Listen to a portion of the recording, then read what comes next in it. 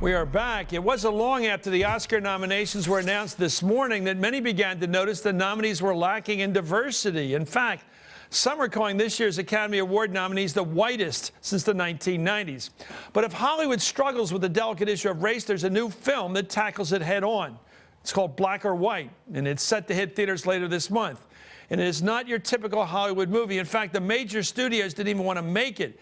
It got produced because Kevin Costner, who plays the lead role, financed the film largely out of his own pocket. It's the story of a recently widowed upper-class grandfather locked in a legal fight over the custody of his black granddaughter. And here's a clip from the trailer, Black or White, with Kevin Costner and Octavia Spencer. This is Eloise. She's my granddaughter. What are you doing? I'm gonna make pancakes.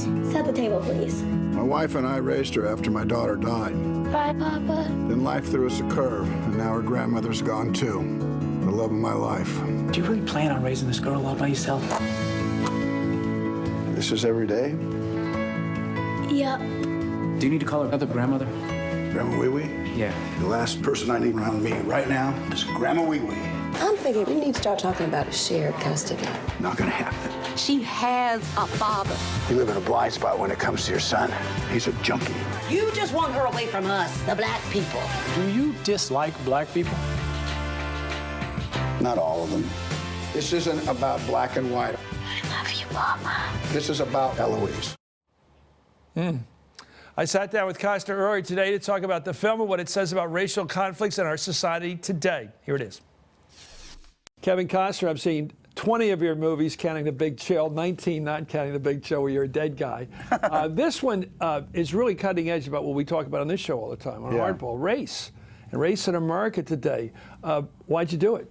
Well, I read it. You know, when I read it, you know, I thought I'd want to share it the same way as when I read a great book or I hear a great piece of music. My tendency is to go, you know, I read the best book last night, I heard the greatest piece of music, saw a movie, and when I read a movie, my job as a storyteller, I thought, I was stunned that I liked it as much as I did. And I went, wow, I got to make this movie. You know, I felt that way when I read Field of Dreams. I felt that way when I read Dances with Wolves. I thought, this is what I need to do. And I didn't see it coming.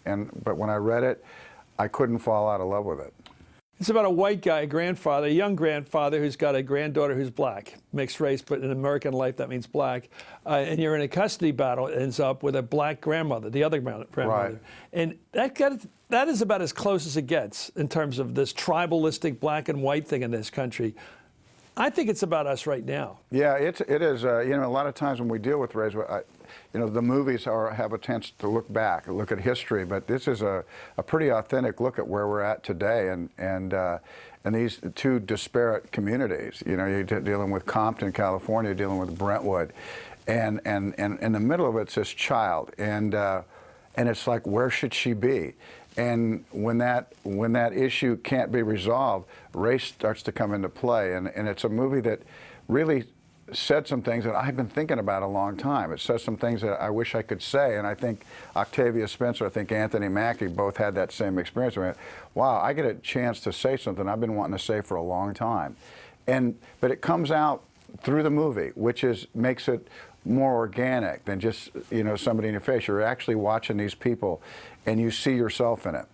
I saw last night, as you know, thanks to you, with a mixed audience, black and white audience. What was the reaction of black people especially? I was wondering, because it's sort of told from your perspective as a character. You're going through this hell. Yeah. You're fighting the custody thing. You love this granddaughter. Right. And you're up against people that may love her too, but it's about you. How the black audience reacting to this? Well, when I made this movie, I tested it with a white community, and I said, I'm going to test it with an all-black audience, all black. I can put my head into the lion's mouth and see what happens.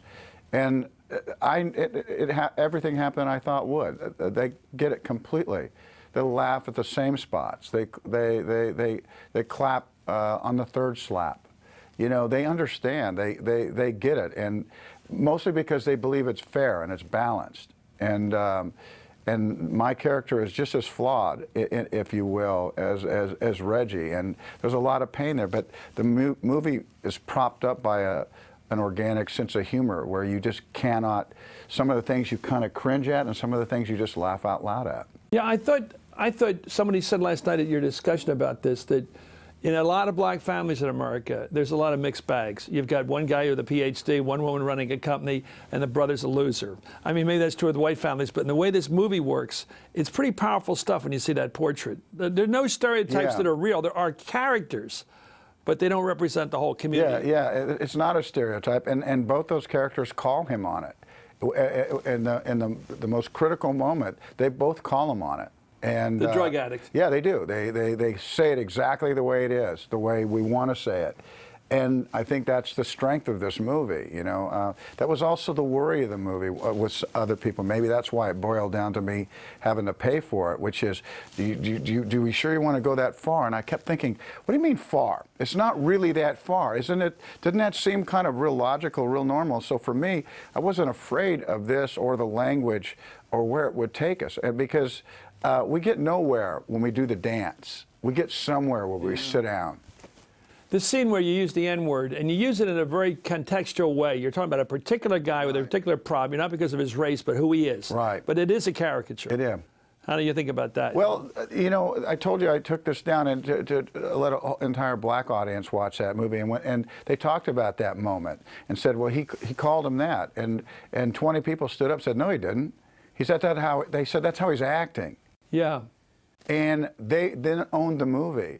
And the person who had said that kind of wasn't cowed, but went like, yeah, they got it completely. You know, people go in with their back up. They're not sure what they're going to see. I mean, it's a pretty divisive title, black or white. It's like, does it have to be black or white, or can it be us?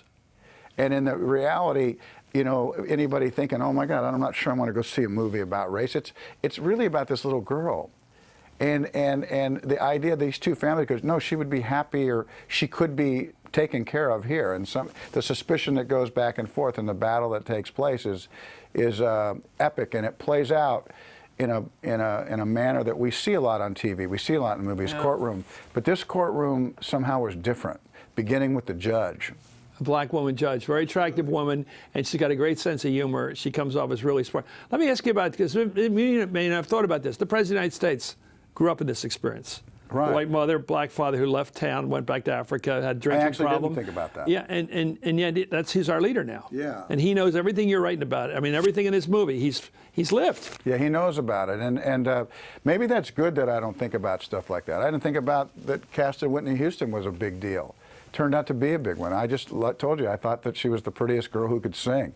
Yeah. You know, I thought if I'm going to do a movie about this, we have to say these things. It's almost, to me, it's almost the exact opposite for me, Chris. It's almost like, if we don't say that, what are we doing? Yeah. If we don't say that, we have no business putting this out there. I mean, the movie's strength is that it's even. Yeah. It goes back and forth. I hope everybody sees it. I think it's great. I love Dances with Wolves. It's about white people and Indians. It's about white people and black people, about some kind of chance at harmony. The movie was a bit of a miracle for me, and it was also something I couldn't fall out of love with. And I knew that if I'm going to tell stories, if I'm going to make the romantic comedies, make a baseball movie, make a Western, those movies, I love making those movies, because sometimes there's a movie like this that comes along, and I think to myself, I know this isn't in vogue. I know this isn't, you know, how you play it. I don't know what this is going to do to my stock, but I think, crap, I have to make this. Well said. Thank you, Kevin Costner. I want everybody to see this movie, Black or White. It's coming out at the end of the month at all the theaters near you. Thank you for coming on. Thanks.